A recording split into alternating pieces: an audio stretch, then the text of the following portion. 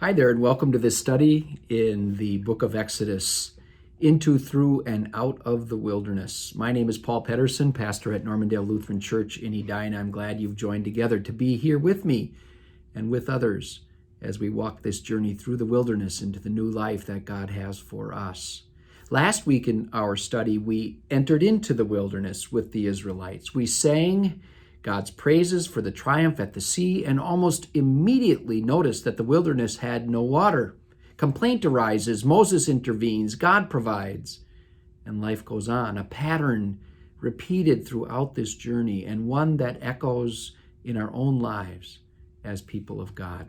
Well, today, the wilderness journey extends. Recognition of God's providence brings a semblance of normalcy to daily life. Water, manna, and guardrails are provided. Trudge on, dear people. The promised future remains, though our certainty does not. We must walk together in faith until God deems it timely for us to realize the vision God has for us. So we hear about Elim, a welcome oasis in the wilderness. There are springs of water, palm trees in abundance, but leaving time comes. And after 45 days in the wilderness, Yahweh casts them back out further along their way. And again, the complaints begin to arise in earnest. This time it isn't water, it's food. The people cry out that they'd be better off back in Egypt, where they ate their fill of the flesh pots. Were there no graves in Egypt? Why did you bring us out here to die? Complaining turns to accusation. Moses and Aaron must have intended to kill them. Faith is eroding with the sand dunes. Do you remember back in the spring of 2020? Seems like yesterday, seems like 100 years ago, when we wondered whether we would get to the grocery store. Perhaps we stocked up on a few items of sustenance, hoping to avoid too many trips into the danger of other company. We moved with caution, keeping 6 feet between us and the next human, adjusting our masks as our glasses fogged up, limiting the time we spent in any one place, and even watching to see which food items someone may have touched in front of us. And yet, God provided. In the midst of our fear, uncertainty, perhaps complaint, God showed up with nary a word of anger, and as once to Moses, God said to us, I will rain bread on you. Understood by the Israelites as both the manna and the quail. Dear people, note the naturalness of manna and quail. It is precisely the natural that is seen as a gift from God. God's gifts are to be seen not only in the unusual, but in the everyday, perhaps especially in the everyday. We see God in the ordinary. And if you are anything like me, the months of June through August 2020 were notably enhanced by God's showing up in the natural.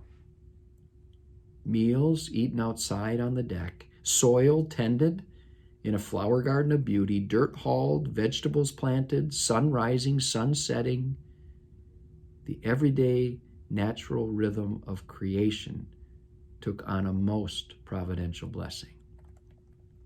And so, Moses and the Israelites identified God's providence, daily providence, gathering exactly what was needed for one day and nothing more, as prescribed by Yahweh through Moses, a grand gesture of trust that no hoarding was needed, a trust born in a prayer taught to us by Jesus. Give us this day our daily bread. God is linked with everyday blessings. Simplicity is grace realized in daily providence. I find it notable that the Hebrew word for manna is manhu, M-A-N-H-U, which means, what is it? which indicates that it was unfamiliar and perhaps not the blessing the people were asking or seeking. It is not unusual for us as God's people to miss the everyday blessings while looking for something else, something bigger, something greater, something more. But what God provides is what God provides. For God knows what we need even before we ask it. Faithfulness is found in keeping God linked to the each day ordinary blessings of life. And so the people are filled and they carry on. And they arrive at Sinai, the mountain.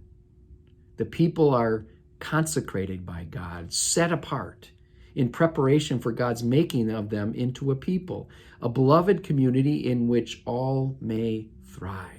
And after the covering of a cloud and the voice of God and thunder and lightning, God calls Moses to come up to the mountain to receive God's direction for the way ahead. The new covenant is given. The covenant that forges the relationship between God and the people. Beginning with laws concerning worship, which define daily life practice. Relational laws that shape how the people are to treat one another. Property ownership laws are given parameters for peaceable and sometimes not so peaceable restitution. And finally, the ways of justice for all. Sabbath rest, festival remembrance are laid out for the people so that they might live peaceably with God and with each other. This covenant is not given like a hammer over their heads, waiting for them to fail so that God might strike them down. This covenant is given so they might live freely in the abundant and steadfast love of God. Do you remember back when we realized that virtual worship would be with us, would be our way for a while? Do you recall the scrambling of redefining community life through study, devotion, caring for another, reaching out with generosity? By God's guidance, we reordered life together, sometimes explicitly, and others in sort of a free-flowing adaptation to all that was going on. It was faith, it is faith, that propels this movement, defined by deeply held values, that God is in charge, the Holy Spirit blows in our lives, and if we listen well, we will act in accordance with what God intends. And so as we released our daily fear of providence, recognized we would make it to the grocery store, we lifted our eyes to see the pathway ahead. And in that scene, we brought new definition, even order, to how we would live, leaving behind some older practices that no longer bring life, and taking up new ways to better serve community and the world. And in that, generosity takes hold in God's providence. Gratitude underlies faithfulness. Outward awareness of neighbor brings new love for others.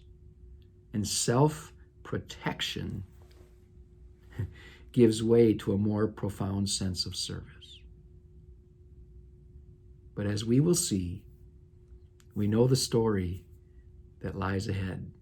As the wilderness lengthens and patience wears thin, the people return to their navel-gazing, losing sight of God's grander vision.